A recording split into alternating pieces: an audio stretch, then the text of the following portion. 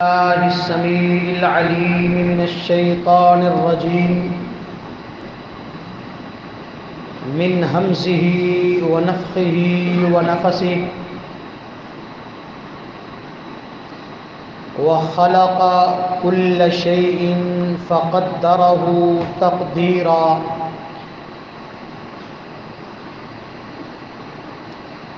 حضرات،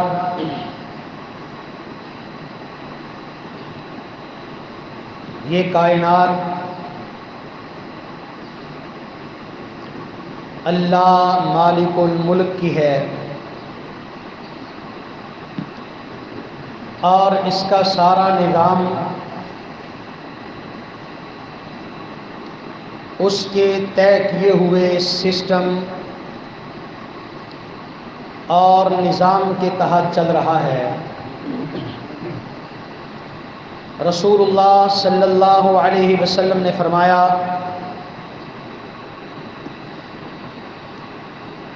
کائنات کی تخلیق سے 50,000 سال پہلے اللہ نے اس کا سارا سسٹم نہ صرف بنا دیا تھا بلکہ لکھ دیا تھا، اور اب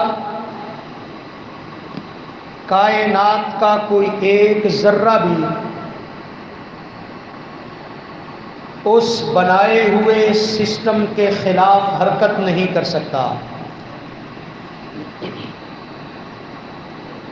اس سسٹم کو، اس نظام کو تقدیر کہا جاتا ہے. تقدیر کا معنی ہی نظام اور سسٹم ہوتا ہے، اور اس تقدیر کو ماننا کہ یہ کائنات اللہ کے اس بنائے ہوئے سسٹم کے مطابق چل رہی ہے اور اس کی کوئی ایک چیز بھی اللہ کے بنائے ہوئے سسٹم سے نہ ہٹ سکتی ہے نہ بغاوت کر سکتی. یہ ماننا اسلام کے ایمانیات کا ایک حصہ ہے. اسلام میں 6 چیزوں کو ماننا اور اسے تسلیم کرنا یہ ضروری ہے. ایک،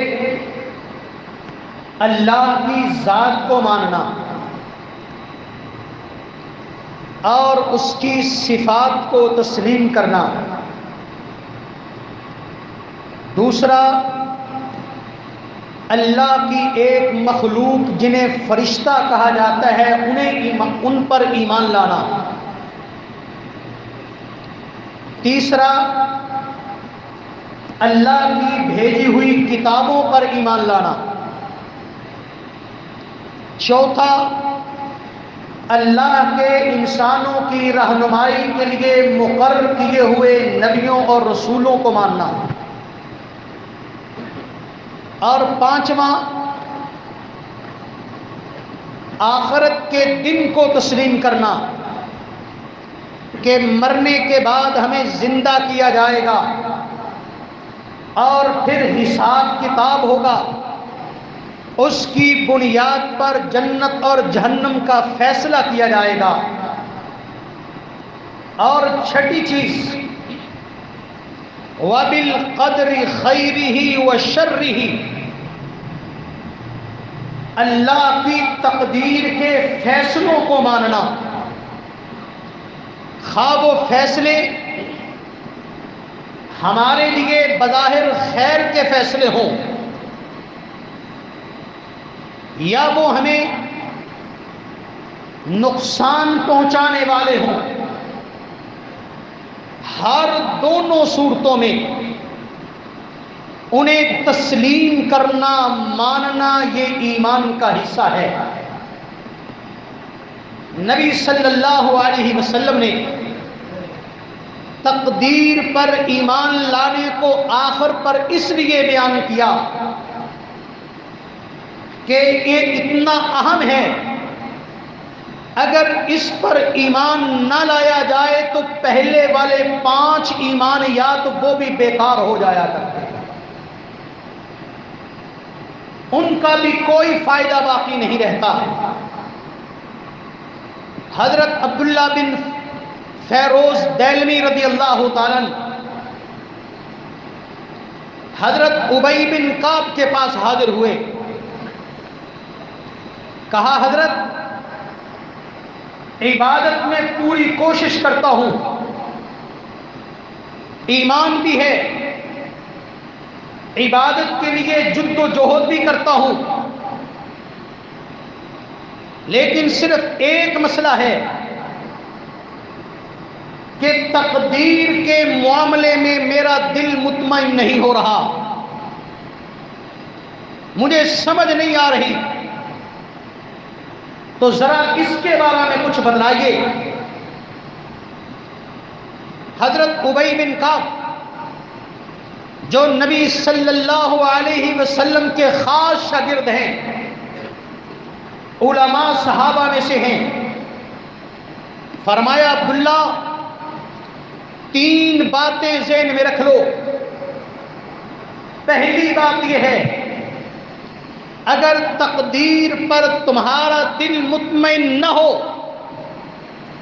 اور تم احد پہاڑ جتنا سونا بھی خرچ کر لو تو وہ بیکار چلا جائے گا، اس کا کچھ فائدہ نہ ہوگا۔ دوسری بات، یہ بات اپنے ذہن میں بٹھا لو، یہ تقدیر ہے کہ جو کچھ تجھے نہیں ملا وہ نہیں ملنا تھا، چاہے اس کے لیے تم جتنی بھی کوشش کر لیتے، کیونکہ وہ تیری قسمت میں نہیں تھا، اور جو چیز تجھے مل چکی ہے وہ ہر صورت میں تجھے ملنی تھی، وہ ملنی تھی۔ اور تیسری بات ذہن میں رکھ لو، اگر تم ساری زندگی عبادت کرتے رہو لیکن تقدیر کے معاملے میں تمہارا دل مطمئن نہ ہو اور اسی حالت میں تمہیں موت آ گئی تو تیری زندگی بھر کی عبادت تجھے جہنم میں جانے سے نہیں روک سکے گی۔ کہتے ہیں میں کانپ گیا، میں وہاں سے اٹھا، حضرت عبداللہ بن مسعود کی خدمت میں حاضر ہوا، کہا میرے سوال پر ابی بن کعب نے یہ جواب دیا ہے، آپ ذرا اس کے بارے میں بتلائیے۔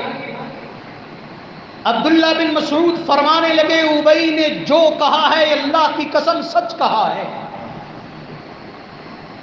میں وہاں سے اٹھا، نبی صلی اللہ علیہ وسلم کے رازدار صحابی حذیفہ بن یمان کی خدمت میں حاضر ہوا، ان کے سامنے اپنا مسئلہ رکھا، انہوں نے کہا کہ ابی نے جو کہا ہے میں بالکل یہی سمجھتا ہوں۔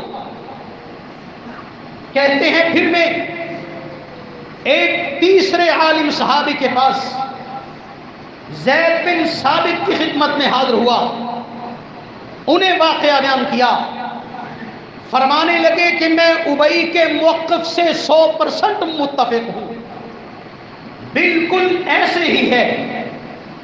تو تقدیر، اس پر ایمان لانا یہ ضروری ہے، اور تقدیر کا مطلب یہ ہے کائنات کے تکوینی امور، اللہ کا نظام اور سسٹم۔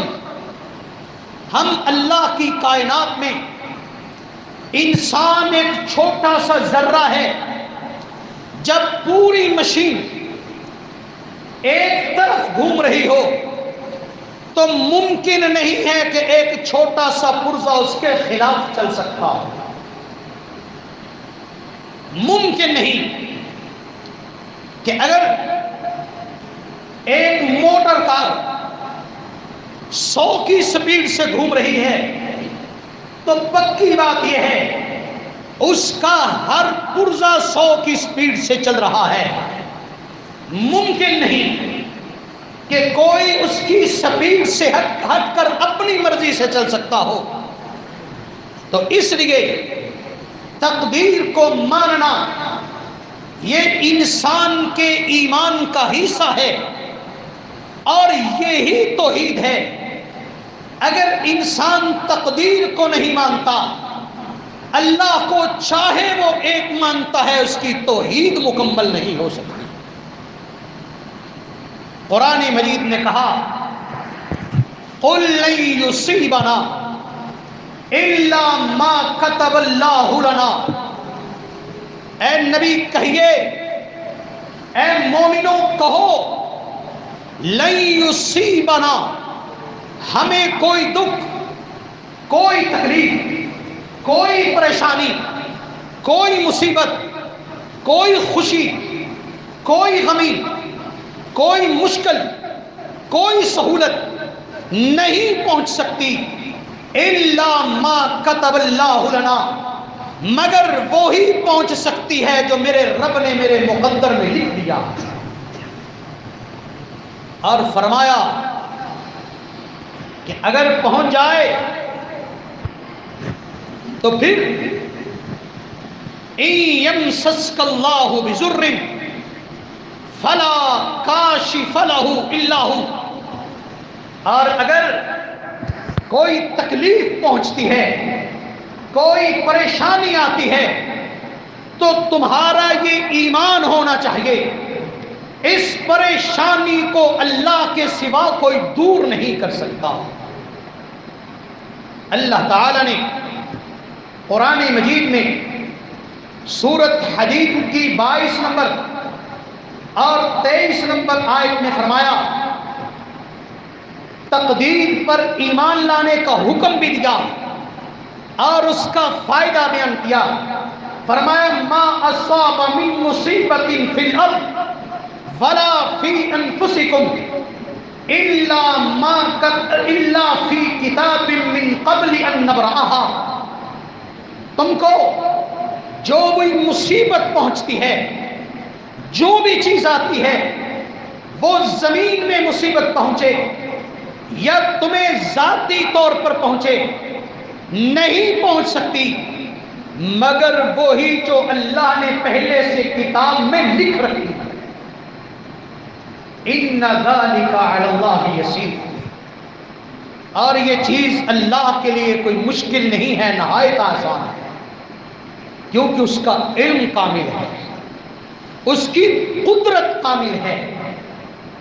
اور فرمایا تقدیر پر ایمان لانے کا فائدہ یہ ہے لِكَيْ لَا تَأْسَوْا عَلَى مَا فَاتَكُمْ، جو تم سے چیز چھن جائے اس پر افسوس نہ کرو، جو تمہیں میسر نہیں آئی اس پر غم نہ کرو اس لیے کہ وہ تمہیں ملنی ہی نہیں تھی. وَلَا تَفْرَحُوا بِمَا آتَاكُمْ، اور جو تمہیں مل گئی ہے اس پر اتراؤ نہیں کہ یہ میری محنت سے ملی ہے، میری کاوش سے ملی ہے. تقدیر کا فائدہ یہ ہے کہ یوسف علیہ السلام کے بھائی سارے مل کے یوسف کو مارنے کی کوشش کر رہے ہیں، لیکن تقدیر میں نہیں لکھا تھا. انہوں نے کنویں میں پھینکا، اللہ نے زندہ رکھا. انہوں نے باپ سے دور کرنے کی کوشش کی، اللہ نے باپ سے ملا دیا. انہوں نے یوسف کو ذلیل کرنے کی کوشش کی، اللہ نے مصر کا حکمران بنا دیا. انہوں نے خود کو یوسف سے بڑا سمجھا، اللہ نے ان کو یوسف کے قدموں میں جھکنے پر مجبور کر دیا. یہ تقدیر ہوا کرتی ہے. فرعون موسیٰ علیہ السلام کو مارنا چاہتا ہے اور گھر میں چھپا کے نہیں رکھا. اللہ نے اپنی تقدیر کا مسئلہ سمجھانے کے لیے موسیٰ کے باپ کو چھپنے کا حکم نہیں دیا, موسیٰ کی ماں کو ہجرت کرنے کا حکم نہیں دیا. کہا یہی رہو, بیٹے کو پالتی رہو, جب تمہیں خطرہ محسوس ہو بہتے ہوئے دریا کے حوالے کر دینا. میرا وعدہ ہے کہ تمہاری گود میں تمہارے بیٹے کو دوبارہ لے کے آؤں. لِكَيْ تَقَرَّ أَعْيُنُكَ, تیری آنکھوں کو ٹھنڈا کروں گا. اللہ رب العزت نے تقدیر کا مسئلہ سمجھانے کے لیے موسیٰ علیہ السلام کو دشمن کی اور قاتل کی قتل کرنے کی نیت کرنے والے کی گود اور اس کے ہاتھ تک پہنچایا. قتل کر کے دکھاؤ, یہ تقدیر ہے. بہتے دریا کے سپرد کیا, تقدیر میں زندگی تھی, دریا اس کو ڈبو نہیں سکا. فرعون کے گھر میں بھیجا, قتل نہیں کر سکا, اس لیے کہ میرے رب نے موسیٰ علیہ السلام کی زندگی لکھی تھی. اس لیے مومنوں یقین کر لو, جو یوسف کو کنویں میں ڈوبنے سے نہیں بچا لیتا ہے, مرنے نہیں دیتا, یہ بیماری سے اگر تمہاری تقدیر میں زندگی لکھی ہے, یہ بیماری آپ کو مار نہیں سکے. یہ وائرس آپ کو تکلیف نہیں دے سکتا الا ما كتب اللہ لنا, مگر اتنی جتنی اللہ نے ہمارے مقدر میں تکلیف دی ہے. آج ہماری حالت یہ ہے کہ تقدیر پر ہمارا ایمان کمزور ہو گیا. آج ہم مصیبت میں پڑ گئے. تقدیر پر ایمان لائیں. جس کا ایمان مضبوط ہوتا ہے, جس کا اللہ سے تعلق مضبوط ہوتا ہے, اور اللہ سے تعلق مضبوط تقدیر کے ذریعے ہوتا ہے, اس کی پھر حالت یہ ہوتی ہے کہ مصیبت آتی ہے, وہ اس کو اپنے رب کا فیصلہ سمجھ کر قبول کرتا ہے, اس پر مایوس نہیں ہوتا, بکھر نہیں جاتا, گر نہیں پڑتا, بلکہ صبر کا دامن تھامتا ہے, رب سے تعلق مضبوط کرتا ہے. اس کا جذبہ جوان اور ہمت جوان ہوتی ہے, کہتا ہے اللہ یہ سب کچھ تیرے ہاتھ میں ہے, یہ میرا کچھ نہیں بگاڑ سکتا. مصیبت آتی ہے تو صبر کرتا ہے, اور اگر خوشی ملتی ہے تو اترا کر بدمعاش نہیں بن جاتا, پھر بھی اللہ کا شکر ادا کرتا ہے کہ اللہ یہ نعمت جو مجھے ملی ہے اس میں میری طاقت نہیں تھی. لا حول ولا قوت الا باللہ. تکلیف آتی ہے, اس میں بھی اسے دور کرنے میں کی انسان کے اندر پاور نہیں, اور کسی خوشی کو حاصل کرنے کی انسان کے اندر طاقت نہیں ہے الا باللہ, مگر اللہ کے ساتھ. نبی صلی اللہ علیہ وسلم نے فرمایا تھا اللہم لا مانع لما اعطیت ولا معطی لما منعت ولا ينفع ذا الجد منک الجد. اللہ اگر تو دینا چاہے دنیا کی ساری پاوریں مل کر وہ چیز چھیننا چاہے تو چھین نہیں سکتی, اور جو چیز تو نہ دینا چاہے ساری دنیا کی طاقتیں مل کر مجھے دینا چاہیں تو وہ دے نہیں سکتی. عزیزو یہ تقدیر ہے۔ تقدیر پر ایمان مضبوط ہو جائے، انسان بیماریوں سے پریشان نہیں ہوتا۔ کیوں؟ ایک بات ذہن میں رکھ لو، موت زندگی کی محافظ ہے، تقدیر انسان کی محافظ ہے۔ تقدیر میں جو مصیبت نہیں لکھی، ساری دنیا مل کر اس مصیبت میں آپ کو ملوث نہیں کر سکتی۔ تقدیر آپ کی خوشیوں کی محافظ ہے، آپ کے ایمان کی محافظ ہے، آپ کی زندگی کی محافظ ہے، اور موت یہ بھی آپ کی زندگی کی محافظ ہے۔ جب تک موت رب نے نہیں لکھی، کوئی چیز آپ سے زندگی چھین نہیں سکتی۔ اس لیے عزیزو، ان بیماریوں پر اتنا پریشان نہ ہو جایا کرو۔ پچھلے دنوں جب سے کرونا آیا ہے، کچھ لوگ اس قدر پریشان ہو گئے۔ پچھلے دنوں ایک خبر آئی کہ ایک گھر میں ایک بوڑھے بزرگ کو کورونا کی شکایت ہوئی۔ بیٹے کو پتہ چلا، وہ اتنا پریشان ہوا، فوراً اس نے اپنے بیوی بچوں کو لیا اور گھر کو تالا لگا کے چلا گیا۔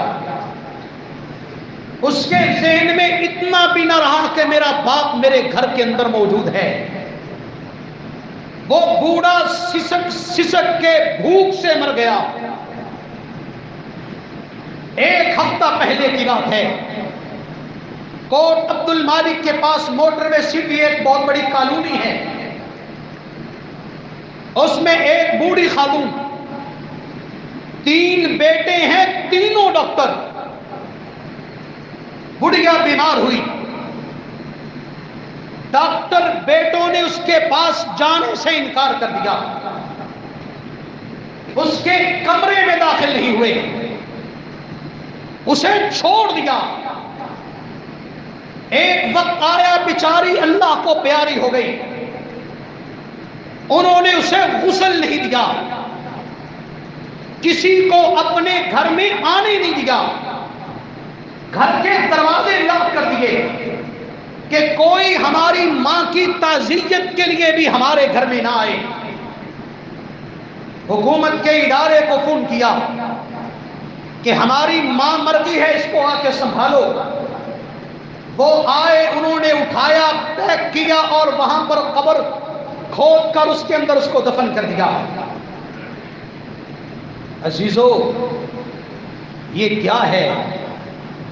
اللہ کی قسم، یہ بے ایمانی ہے، یہ تقدیر پر ایمان نہ لانے کا نتیجہ ہے۔ آج ہماری حالت اور کافر ملکوں میں بسنے والے کافروں کی حالت یکساں ہو چکی ہے۔ کافروں کا تقدیر پر ایمان نہیں تھا، وہ اس لیے پریشان ہوئے، اور ہم ایمان لانے کے باوجود تقدیر کے مسئلے کو نہ سمجھنے کی وجہ سے اسی طرح کی پریشانی میں مبتلا ہے۔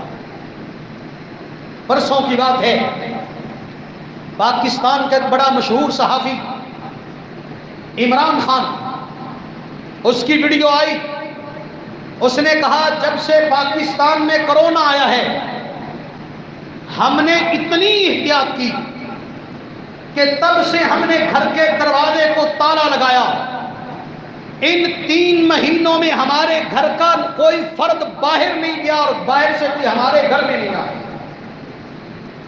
ہم نے عید کی خریداری بھی نہیں کی۔